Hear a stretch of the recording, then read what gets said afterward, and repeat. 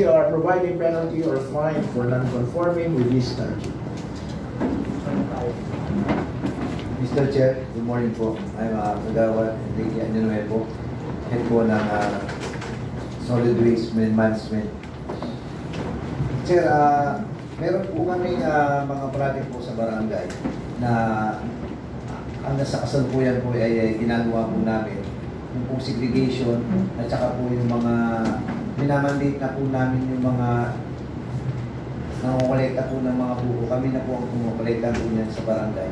Meron na rin po kami, Mr. Chair, ng mga palit bigas dun po sa mga plastic at saka sa mga bote po na pinapatupad po ng ating barangay.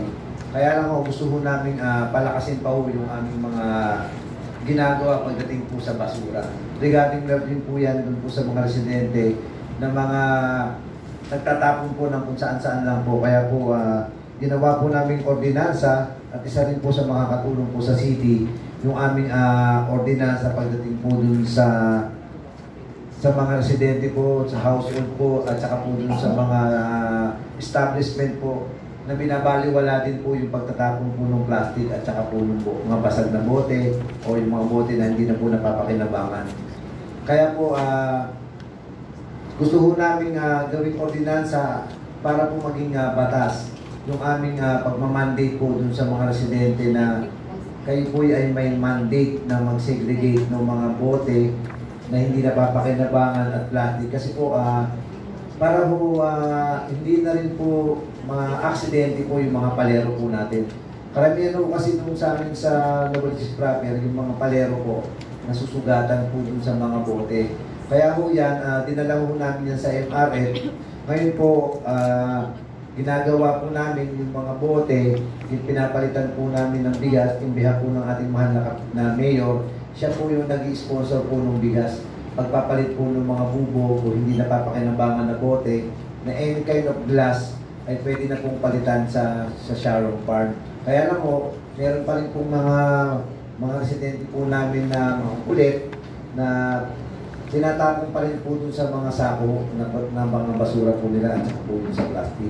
Kaya po ngayon, minamandate na po namin, ginawa na namin batas na sa aming mga residente na bawal na kayong magtapon ng mga bubog o mga glass na hindi napapakinabangan sa basura at saka po yung plastic para po malesin na rin po yung pagtatapon po o yung basura na nakukuha po ng city sa amin. Actually po, yung aming bote po ng mga basag, ginagawa po namin eco-bricks po yan sa Sharon Park. Meron po kami urban farming na project po ng aming kapitana na urban farming. Doon po namin po dinadala po yun. Kasama po yung mga plastic na dinodonate po nila, pinapalitan po namin ng bigas, na yung 1 kilo ho ng bigas, kalahating kilo po na sinarate po ng plastic at punong glass. Kaya po, hinihiling po namin sa inyo na tulungan niyo po kami na mamandate po ito. Kasi po yung ito po yung napakalaking bagay po, lalong-lalo na po sa mga residente sa ilog o sa hudo sa aming Tulyan River na malesin na po lahat ng basura. Kasi po, halos 50% na po ng basura na nakokolekta ho ng city ay nadadala po na namin sa Sharon Farm po sa MRF po namin. Gusto ho namin mas paigtingin pa ho yung aming pagdating po sa basura na halos 90% na po yung aming makukuha pagdating po doon sa kasi po napakalaking bagay po nung yung mga bote. Ngayon po halos yung mga residente po namin hindi na ho tinatapon po saan-saan yung mga bote, yung mga bubog na nanggagaling po sa household sa mga residente at po doon sa mga establishment. Yun po binibigay na po sa amin at binibigyan po namin ng halaga. Napakalaking bagay din po na hindi na ho nagdidisgrasya yung aming mga residente, lalo-lalo na po yung mga bata naglalaro sa kalsada. Dahil wala na pong bubog na nakikita po doon sa aming mga street dahil dinadala na rin po yun doon. Ngayon po, may project po kami sa barangay na palit naman po ng gulay. Lahat po ng mga gulay po namin sa barangay na tinatanim, nag-trade na po kami sa mga residente po ng aming barangay. Doon po, lahat po nung nasisegregate po nila na recyclable, pinapalitan na po namin ng gulay. Kami po sa Sharon Farm, sa pangtaniman po namin, nag-trade na po kami. Kaya po, gusto po namin talaga na maging 90% lang po yung aming collection po ng basura sa city ay malesin na po. dahil ho doon, natuturuan din po namin sila na pahalagahan na po yung mga wala ng pakinabang. Kasi sa junk shop, hindi na ho kinukuha yung mga bote na wala pong halaga. Kaya po kami ngayon, ginawa na ho namin batas na huwag nyo nang itapon yan sa truck ng basura ng city, sa collection. Dali nyo na lang sa Sharon Farm yan.